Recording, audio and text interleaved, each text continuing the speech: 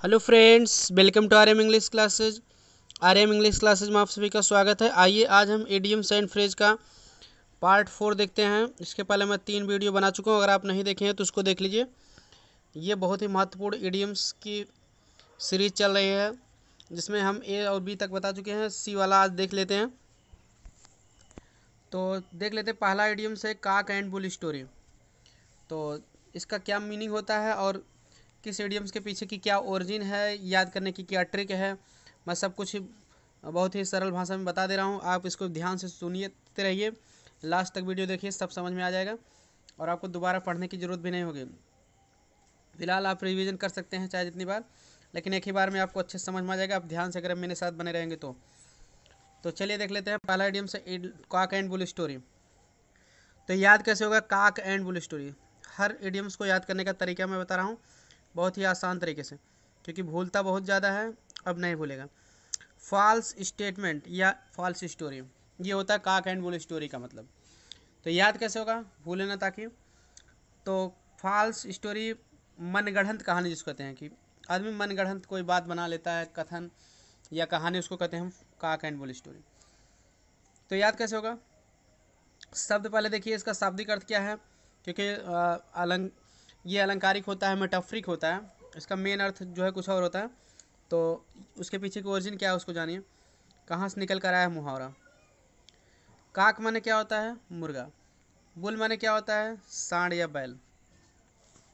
अगर आपसे कोई कह दे कि मुर्गा और बैल, ठीक है, बुल मतलब बैल या सांड, मुर्गा और सांड जो है लड़ रहे थे और उसमें जो है मुर्गे ने बैल को जो है क्या किया, मार दिया। ठीक है, मुर्गे ने, बुल मतलब बैल या सांड, सांड को जो है क्या किया, मुर्गे ने मार दिया। तो आपकी बात पर कोई विश्वास करेगा? नहीं करेगा। क्यों? क्योंकि आपकी, वो जान रहा है कि आपकी बातें जो हैं, ये स्टेटमेंट जो है आप जो कह रहे हो वो मनगढ़ंत है, यानी कि झूठी कहानी है। क्लियर? तो इसको कहते हैं काक एंड बुल स्टोरी, यहीं से मुहावरा निकल कर आया। तो काक एंड बुल स्टोरी का मतलब क्या होगा? फॉल्स स्टेटमेंट और फॉल्स स्टोरी, मनगढ़ंत स्टोरी या मनगढ़ंत कथन। तो आइए इसका वाक्य प्रयोग देख लेते हैं। Do not believe in him, उसमें विश्वास ना करो। बिकॉज, क्योंकि his statement is a cock and bull story, क्योंकि उसका कथन जो है मनगढ़ंत है। इस तरह से आराम से याद हो गया आपका। चलिए अगला देख लेते हैं। Chicken hearted. चिकन हार्टेड माने क्या होता है? कावर्ड। कावर्ड मीन्स होता है कायर। टिमिड माने भी होता है कायर। तो इस तरह से चिकन हार्टेड, कायर। तो आपका सिनोनिम्स भी इस तरह से देखिए तैयार होता जा रहा है। कावर्ड, टिमिड, ये सब सिनोनिम्स है इसके। तो याद कैसे होगा? अब देखिए इसका तरीका क्या है याद करने का, बना कैसे है। चिकन माने क्या होता है? मुर्गी का बच्चा। हार्ट माने क्या होता है? मुर्गी के बच्चे के जैसा जिसका दिल हो, यानी कि वो कायर है। जैसे फॉर एग्जांपल मुर्गी के बच्चों को आप थोड़ा सा खदेड़ते हैं तो वो भागने लगता है डर के मारा। क्यों? क्योंकि वो कायर जैसी हरकत उस समय करता है तो भागने लगता है। तो इसी तरह से अगर कोई आदमी उसी मुर्गी के बच्चे की जैसी क्वालिटी दिखा रहा है, क्योंकि वो भाग रहा है, अब किसी का सामना नहीं कर पा रहा है, कोई भी उसको ज़रा सा खदेड़ ले या फिर तेज आवाज़ में बात करे तो डर जाए, इस तरह से उसको कहते हैं चिकन हार्टेड। तो वहीं से मुहावरा निकल कर आया कि मुर्गी का बच्चे को थोड़ा सा खदेड़ते तो भागता है, तो मुर्गी के बच्चे जैसा जिसके अंदर क्वालिटी हो, तो उसका दिल हो, उसको कहते हैं कायर। तो वहीं दोस्तों इसका एक बहुत ही बिल्कुल एंटोनिम्स जो है, एडियम साइड फ्रेज एक और है वो, जिसका एंटोनिम्स जो है चिकन के जगह हार्टेड का मतलब होता है कायर। ठीक है, एक मुहावरा आपको और बता देना है, वो भी आ सकता है नया मुहावरा, क्योंकि कभी कभी ये पूछ लेता है, कभी कभी लायन हार्टेड। मान लीजिए लायन हार्टेड पूछ लिया, तो लायन हार्टेड का क्या मतलब होगा? लायन हार्टेड मतलब क्या होता है? शेर दिल। कि लायन में शेर, हार्ट माने दिल, जिसका दिल जो है शेर की तरह हो, मतलब एकदम शक्तिशाली महसूस करे जो, तो उसको कहते हैं बोल्ड। क्लियर? साहसी। तो चिकन हार्टेड मतलब कायर, लायन हार्टेड इसका बिल्कुल अपोजिट मतलब शेर दिल, यानी कि साहसी। तो चलिए देख लेते हैं चिकन हार्टेड का वाक्य में प्रयोग देख लेते हैं। ही can not face any difficulty, वह किसी भी कठिनाई का सामना नहीं कर सकता है। बिकॉज, क्योंकि he is a chicken hearted man, क्योंकि वह एक कायर व्यक्ति है। चलिए अगला इडियम्स देखते हैं। Child's play. चाइल्ड्स प्ले माने होता है इजी वर्क, आसान कार्य। अब यह याद कैसे होगा? चाइल्ड माने बच्चों, प्ले माने खेल, बच्चों का खेल। वैसे भी लोग कहते हैं ये तो हमारे लिए बच्चों का खेल है, यानी कि बहुत आसान है। तो बहुत आराम से याद हो गया। इसका एग्जाम्पल वाक देख लेते हैं। ठीक है, तो बच्चों का खेल क्या है? बच्चों को खेल जो है बहुत आसान लगता है, तो इस तरह से बच्चों का खेल यानी कि बहुत आसान कार्य। To pass IAS exam is not a child play. IAS exam pass करना बच्चों का खेल नहीं, यानी कि आसान कार्य नहीं है। तो आई होप समझ में आया होगा। अगला देख लेते हैं। वीडियो पसंद आया होगा, हो रहा होगा आई होप। आप वीडियो को लाइक कर दिए, दोस्तों के साथ शेयर कर दीजिए। चैनल को सब्सक्राइब नहीं किया तो सब्सक्राइब जरूर कर लीजिए, ताकि ऐसे ही यूजफुल वीडियो की नोटिफिकेशन आपको बिल्कुल समय से मिल जाए। और आप किसी भी एग्जाम की तैयारी कर रहे हो, उसमें एडीएम सेंट फ्री जाते हैं तो आप परीक्षा को बहुत आसानी से क्रैक कर लें। अगला एडीएम्स है castles in the air. Castles in the air माने इमेजिनरी प्लान्स, काल्पनिक योजना। तो जब काल्पनिक योजनाएं हम बना लेते हैं हम, ठीक है, ख्याली पुलाव जिसको कहते हैं, तो ये सब क्या होता है, कासल्स इन द एयर। याद कैसे होगा, कासल माने होता महल, एयर मीन्स होता हवा, हवा में महल बनाना यानी कि काल्पनिक योजना बनाना। तो याद कैसे होगा, अब देखिए हवा में महल बनाना, जैसे आप हवा में केवल महल बना रहे हो तो वो महल टिकेगा, तो मतलब हवा में केवल बना रहे हो, वास्तव में नहीं बना रहे हो, यानी कि काल्पनिक योजना बना रहे हो। क्लियर, केवल हवाई में जैसे कोई बात कह दे रहे हो, योजनाएं कर रहे हो, बना दे रहे हो, उसमें अमल नहीं कर रहे हो, तो इस तरह से हवा में महल बनाना यानी कि काल्पनिक योजना बनाना। ठीक है, इसको हवा महल बनाना दूसरी इसकी हिंदी होती है, तो काल्पनिक योजना बनाना। ठीक है, तो इस तरह से याद हो जाएगा। तो ही डज नॉट नथिंग, वह कुछ नहीं करता है, but builds castles in the air, हवा में महल बनाने के सिवाय, बट में सिवाय भी होता है। ठीक है, वह हवा में महल बनाने के सिवाय कुछ भी नहीं करता है, वह कुछ नहीं करता है किंतु हवा में महल बनाता है, कहने का मतलब वह हवा में महल बनाने के सिवाय कुछ नहीं करता है। ठीक है, तो हमको हवा में महल नहीं बनाना चाहिए, यथार्थ में जो है उसके लिए मेहनत करना चाहिए। आप केवल योजना बना लिए कि हाँ हम सोच लिए कि हम 99%, 98%, 90% ले आए, मेहनत नहीं कर रहे हैं, तो आप build castles in the air कर रहे हैं, हवा में महल बनाना। दोस्तों इसमें जो है बिल्ड कासल्स, देखिए यहाँ कासल्स इन द एयर मुहावरा है, बिल्ड माने होता है बनाना, तो कभी कभी ऐसे भी परीक्षा में आ सकता है build castles in the air, तो आपको उसमें कोई कन्फ्यूजन की जरूरत नहीं है, तो बिल्ड तब भी आपको लगाना पड़ेगा, तब भी लगाना पड़ेगा, तो हवा में महल बनाना। इस तरह से मेन मुहावरा castles in the air. Crocodile tears अगला मुहावरा है। क्रोकोडाइल टीएस माने होता है झूठे आंसू, जिसको कहते हैं घड़ियाली आंसू भी कहते हैं। क्रोकोडाइल माने घड़ियाल होता है, मगरमच्छ होता है।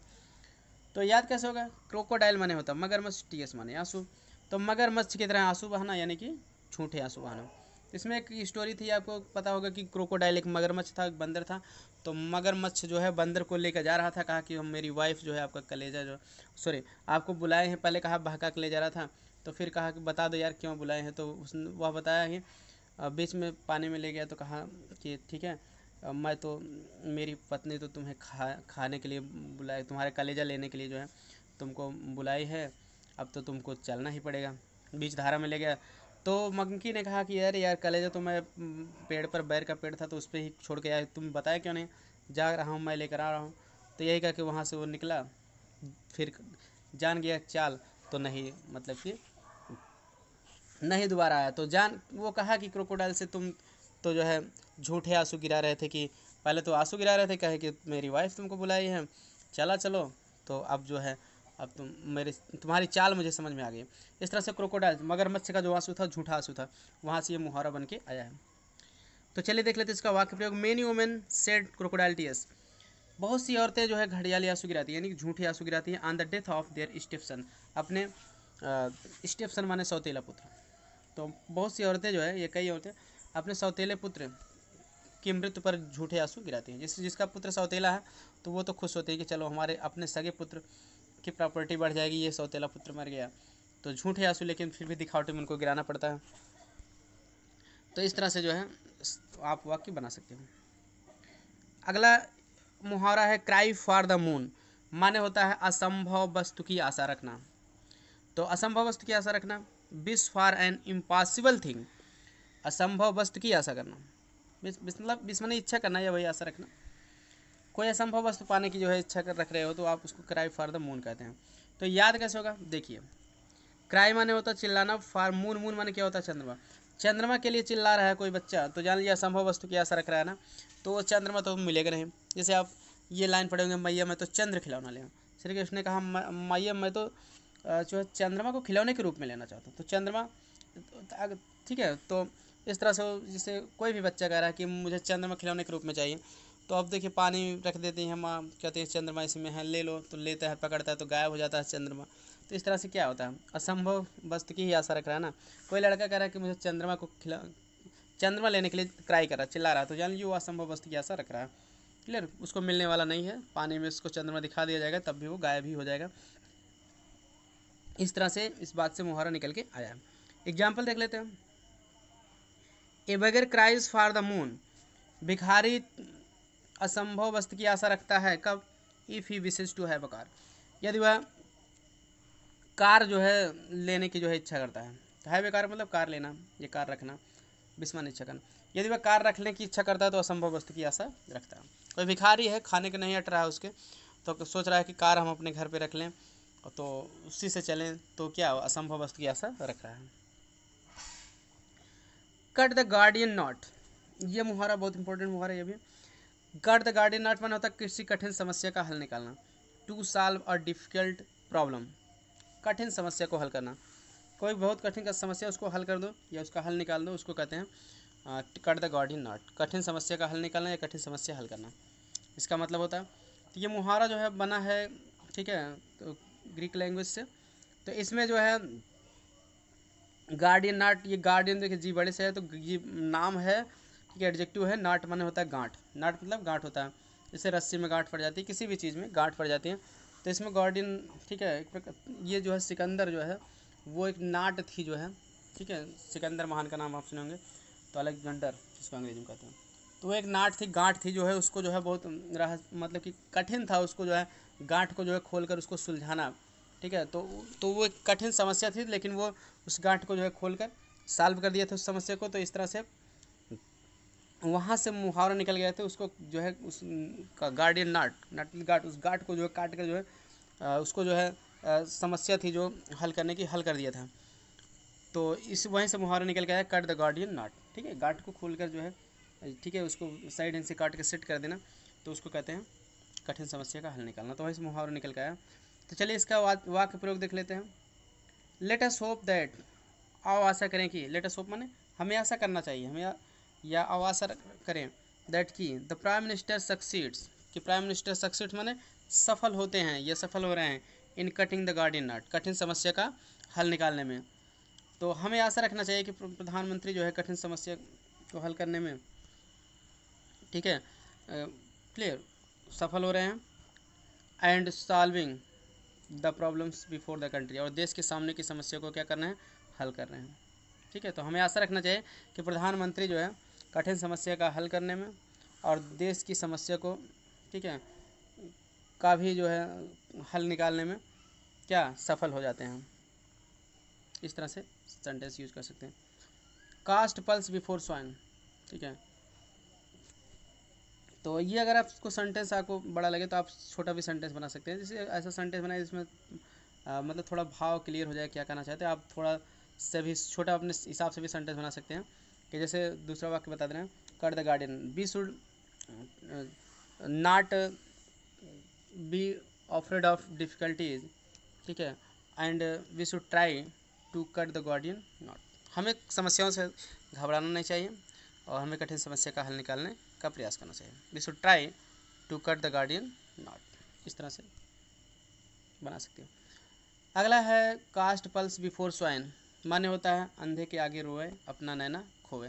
ये भी हिंदी में आप सुने होंगे कहावत, मुहावरा, अंधे के आगे रोए अपना नैना खोए। मतलब इसका मेन अर्थ ये है कि कास्ट पल्स बिफोर स्वाइन, ठीक है। टू ऑफर ए पर्सन, किसी व्यक्ति को दे देना, समथिंग, कोई ऐसी चीज़, हुज वैल्यू, जिसका वैल्यू मतलब कीमत, महत्व, ही कैन नॉट अंडरस्टैंड, वह समझ नहीं सकता, आर असेस माने मूल्यांकन करना, जिसका मूल्य वह समझ नहीं सकता, महत्व वह समझ नहीं सकता, अथवा उसको मूल्यांकन नहीं कर सकता। कहने का मतलब क्या है कि, ठीक है, किसी अयोग्य व्यक्ति को जो है अच्छी चीज़ दे देना जिसके लिए वो उचित पात्र न हो, ठीक है।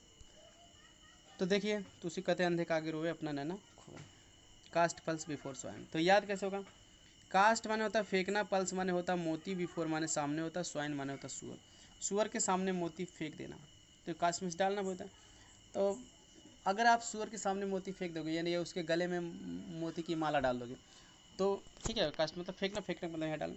अगर सुअर के, कोई सुअर है, गंदा प्राणी है, उसके गले में आप मोती की माला डाल दोगे, ठीक है, ऐसे डाल दोगे फेंक के, तो क्या करेगा वो, मोती को तोड़ देगा, फिर उसके बाद कीचड़ में उसको सान देगा।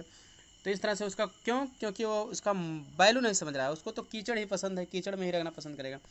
इस तरह से तो वो जो है इसी तरह से किसी व्यक्ति को आप ऑफर कर रहे हो, दे रहे हो समथिंग, कोई ऐसी चीज़ whose value he can not understand और जिसका महत्व वो न समझ सकता है ना उसको मूल्यांकन कर सकता है। उसी तरह से जैसे मतलब सुअर को जो है हम कोई मोती की माला दे देते तो वो फिर तोड़ के जो है उसको कीचड़ में ही सान दिया। तो इस तरह से वहाँ से मुहावरा इस बात से मुहावरा निकल के आया है, ठीक है, क्योंकि मेटाफरिक अर्थ होता है मनुष्य पर लागू होगा। तो इस तरह से व्यक्ति को कोई ऐसी चीज़ दे देना जिसका वो महत्व समझ नहीं सकता। तो चलिए देख लेते हैं वाक्य प्रयोग। To talk of literature, example देखते हैं। साहित्य की बात करना, टू एन इलिटरेट पर्सन, निरक्षर व्यक्ति को, is to cast pearls before swine, ठीक है, अंधे का आगे रोए अपना नैना खुए जैसा है, ठीक है। एक मतलब इलिटरेट मान निरक्षर या अनपढ़, अनपढ़ व्यक्ति के सामने साहित्य की बात करना, अंधे का आगे रोए अपना नैना खुए जैसा है, क्लियर। वैसे अब कोई अनपढ़ है तो साहित्य के बारे में क्या जानता है, हिंदी साहित्य, अंग्रेजी साहित्य, संस्कृत साहित्य क्या जानता है, नहीं जान रहा है, तो उसको लिटरेचर का ज्ञान जो है उसके लिए क्या है, वैसी तरह से है जैसे अंधे का आगे रोवे अपना नैना खोवे, क्योंकि उसको वैल्यू नहीं समझ पाएगा, इसलिए उससे ऐसी बात नहीं करना चाहिए। चलिए अगला है कम ऑफ विथ फ्लाइंग कलर्स, माने होता है सफल होना, टू बी सक्सेसफुल। तो इस ये मुहावरा याद कैसे होगा, अब देखिए, कलर माने रंग तो आप जानते हैं, तो कलर, ठीक है, का एक और अर्थ जान लीजिए, कलर माने होता है पताका, पताका का मतलब झंडा, ठीक है ना, तो कलर मतलब झंडा होता है। तो कम माने आना, विथ माने साथ, फ्लाइंग माने उड़ाना, झंडे को उड़ाने के साथ आना, मतलब क्या, सफल होना। तो ये मुहावरा जो बना है, तो पहले क्या था, ग्रीक भाषा में क्या था कि जो ग्रीक लोग विश्वास करते थे, उनका एक नियम था कि जैसे जो पार्टी जीतेगी, दो पार्टी में युद्ध हो रहा, जो पार्टी जीतेगी तो अपना जो है झंडा क्या करेगा, उड़ाएगा, उड़ाते हुए आएगा। तो क्यों, क्योंकि वो इसका प्रतीक है, झंडा को उड़ाते हुए आना, यानी वो सफल हुआ है। फॉर एग्जाम्पल आप इंडिया में ही जान लीजिए कि भारत, अब जैसे भारत जब सफल हुआ स्वतंत्रता पाया, तो क्या तिरंगा झंडा फहराया गया कि नहीं, उड़ाते हुए आया कि भारत माता की जय, इस तरह से किसी भी देश की जय जो है वो अपने झंडे को उड़ाते हुए आए।